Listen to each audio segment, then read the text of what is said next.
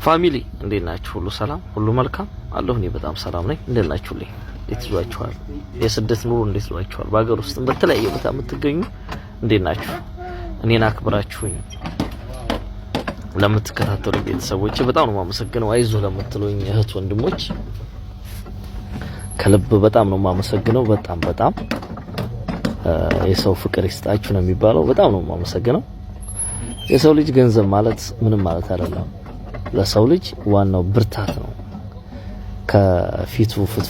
ከፍትፍቱ ፊቱ የሚባል ነገር አለና እኔ በጣም ነው የማመሰግነው። ታበረታቱኛላችሁ። እኔም ደግሞ እናንተ የምትሉኝን እየተከተልኩ እየበረታሁ ነው፣ እያበረታችሁ ነው። እኔ ደግሞ ስሰራ የኔን ቪዲዮ ያዩ ልጆቹ ደግሞ ይጠነክራሉ ያልኩ በተለይ ሁሌ ቪዲዮ ለመልቀቅ ተገድጃለሁ። ለምን በቃ እኔን ሲያዩ ልጆቹ ይበረታሉ። ብርታት የሚባል ነገር ይሰማቸዋል። ጥንከር ይላሉ። የደከማቸው ልጆች እንዲህ ልጅ እንደዚህ እየሰራል እንደኛ ያስመኑናል ብለው ጥንከር ይላሉና ይሄው በዚህ ሁኔታ እየቀጠልን ያለነው። አዲስ ከኢትዮጵያ የሚመጡ ልጆች ደግሞ ደላላ እየመረጣችሁ ነው ተብላችኋል፣ ተጠንቀቃችሁ ነው ተብላችኋል። ብዙ ነገር ተናግረናል እስካሁን። ያን ሁሉ ነግረን አሁን መጥቼ ከስር ያለው ምናምን አይሰራም።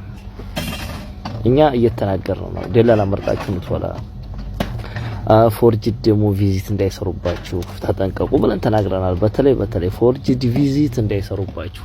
የሚታወቀው ያ ፎርጅድ ቪዚት እኔ ትላንት ቤተሰብ ነው የነገረኝ።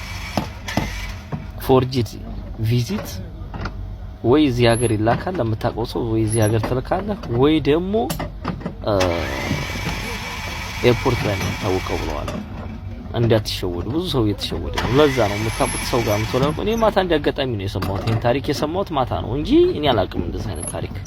እና እባካችሁ በተለይ ዘመድ፣ ቤተሰብ፣ ወገን ካላችሁ በሱ ታሪክ ምትወለው ምን ችግር አለው? እሱስ ቢጠቀም ሌላ ጋር ሄዳችሁ ከምትበሉ ይሄንኛው ዘመዳችሁ 20 ሺህ 30 ሺህ ቢጨምርባችሁ ችግር የለም 50 ሺህ። ግን በሌላ ሄዳችሁ ተበልታችሁ ስሞቱ እናንተ ታው አትክሰሩ ብለን ተናግረናል።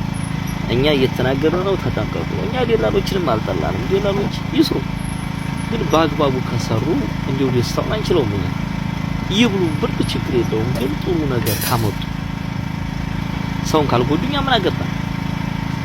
ምንም አያገባንም፣ አይመለከተንም። እና ተጠንቀቃችሁ ጠንቀቅ ብላችሁ ያለውን ነገር በቃ አስባችሁ ነው መራመድ ያለባችሁ። ዝም ብላችሁ እገሌ ወጥቷል እኔ ብሎ አይደለም።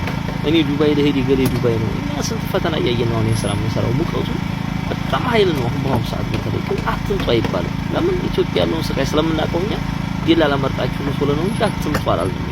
ግን ደላላ ጥሩ ደላላ መርጣችሁ ነው ሶለ በቃ መርጣችሁ በዛ ብሎ ለእናንተ የሚቆረቆር ደላላ ምርጥ ደላላ አለ። በቃ እንደው እናት የሆነ ደላላ አለ። ያ ደላላ ነው መምጣት ያለባችሁ። ዝም ብላችሁ እንዳትመጡ ነው የኔ ጥያቄ። እሺ፣ እና ይሄን ይመስላል። ሰላም ሆኖልኝ። ሰብስክራይብ ፎሎ እያደረጋችሁ አበረታቱኝ ይላሉ።